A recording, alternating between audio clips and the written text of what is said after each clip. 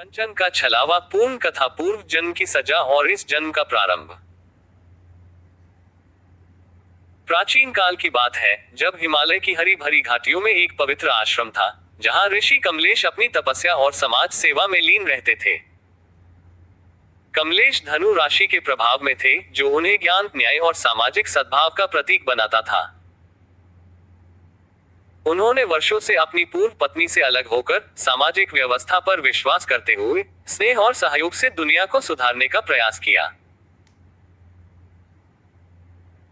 उनके पास कोई संतान नहीं थी, लेकिन वे उज्जवल नामक एक युवा शिष्य को बेटे की तरह मानते थे, जो जी जैसी कठिन परीक्षा की तैयारी में लगा था, और कमलेश उसे हरदोई के आकाश इंस्टीट्यूट में मार्गदर्शन देते थे। उधर देवलोक में एक अप्सरा कंचन थी, जो पूर्व जन्म में अपने दुष्चरित्र से प्रसिद्ध थी। पूर्व जन्म में कंचन ने एक ब्राह्मण को अपनी माया से मोहित कर उसके परिवार को तोड़ दिया था। ब्राह्मण ने क्रोध में उसे शाप दिया, हे दुष्ट अप्सरा, तूने मेरे घर को तोड़ा, अगले जन्म में तू 16 वर्ष की कोमल अवस्था में विवाह के बंधन में बंधेगी और भरी जवानी में 30 वर्ष की उम्र में विधवा होकर कटु जीवन भोगेगी। तेरा लोभ और कामवासना तुझे नष्ट करेगी। इंद्र और बृहस्पति ने इस शाप को मंजूर किया, और कंचन इस जन्म में कन्या राशि के प्रभाव में हरदोई के वन में अवतरित हुई, जहां वह एक शिक्षिका के रूप में जानी जाती थी।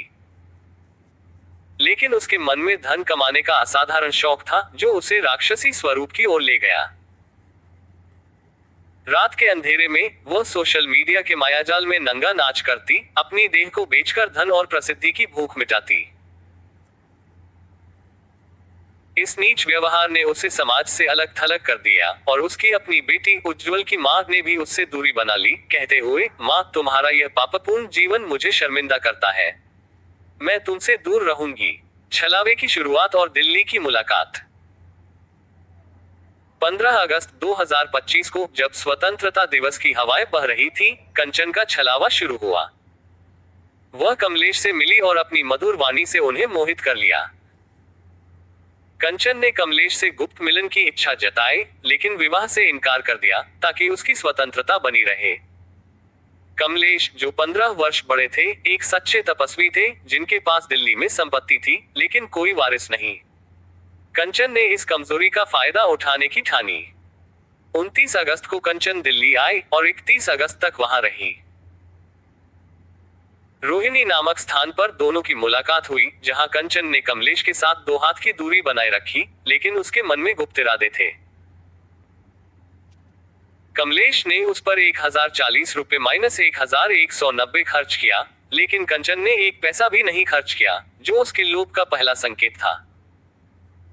कंचन ने कमलेश को प्रेम का छलावा दिखाया, लेकिन उसका दिल धन और काम के सिवा कुछ नहीं जानता था। कमलेश ने सोचा, ये नारी सच्ची लगती है, लेकिन कंचन की आंखों में लोभ की चमक छिपी थी।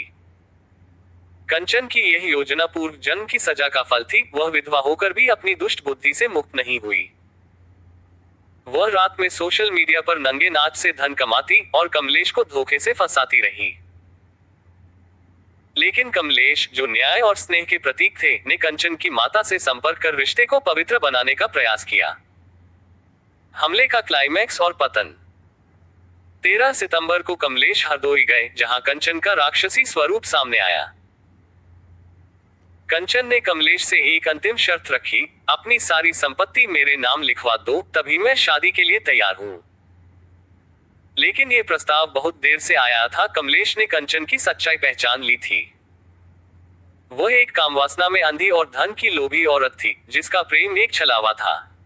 यह सुनते ही कंचन का क्रोध भड़क उठा। 14-15 सितंबर की रात को उसने अपने दुष्ट साथियों राक्षसों को बुलाकर कमलेश पर 2 बार हमला करवाया। हमले में कमलेश घायल हो गए, और कंचन ने उनका मोबाइल चुराने का प्रयास किया, ताकि उसके कारनामे, सोशल मीडिया का नंगा नाच, धनलोलुपता सबके सामने न आए। कमलेश किसी तरह बचकर दिल्ली लौट आए, लेकिन उनके हृदय में गहरा घाव था। कंचन की ये दुष्टता उसके पूर्व जन्म के पापों का फल थी। वह लोभ में इतनी अंधी हो गई कि अपनी संतान को भी खो दिया। देवलोक में इंद्र और बृहस्पति ने कहा, हे कंचन, तूने पूर्व जन्म में ब्राह्मण को तोड़ा, इस जन्म में ऋषि कमलेश को धोखा दिया, और लोभ में अपनी बेटी को खोया। अब तेरी संपत्ति लुट जाएगी, तेरी देह नंगे नाच के लिए शापित रहेगी और तू अकेलेपन में जलती रहेगी जब तक पश्चाताप नहीं करती। कंचन का सोशल मीडिया साम्राज्य ढह गया, उसका धन लुटेरों ने लूट लिया और वह वन में भटकने लगी, अपनी दुष्ट इच्छाओं के जाल में फंसी। उसकी बेटी ने उसे त्याग दिया और कंचन का जीवन एक उदाहरण बना कि लोभ और कामवासना नारी को कितना नीचे गिरा सकती है। कमलेश की विजय और प्रेरणा। कमलेश ने अपनी पीड़ा को शक्ति में बदला। दिल्ली में उन्होंने एक आश्रम ट्यूशन सेंटर स्थापित किया जहां गरीब बच्चों को स्नेह से पढ़ाया और समाज को सुदृढ़ किया। उन्होंने अपनी संपत्ति उज्जवल और समाज सेवा के नाम कर दी, जो उनकी सच्ची विरासत थी। अप्रैल 2026 में जब गुरु बृहस्पति कर्क में प्रवेश किया, एक पवित्र नारी कमलेश के जीवन में आई, जो सच्चे प्रेम और विवाह पर विश्वास रखती थी।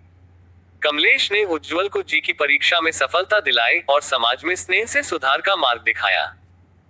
कंचन की कथा समाप्त हो गई, लेकिन उसका पाप सभी को चेतावनी देता रहा। नारी का दुष्चरित्र घर तोड़ता है, समाज बिखेरता है।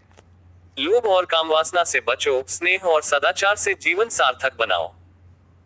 प्रेरणा। ये कथा बताती है कि पाप का फल अवश्य मिलता है। कंचन की तरह पूर्व जन्म की सजा इस जन्म में भोगनी पड़ती है और नया पाप और भी कष्ट देता है।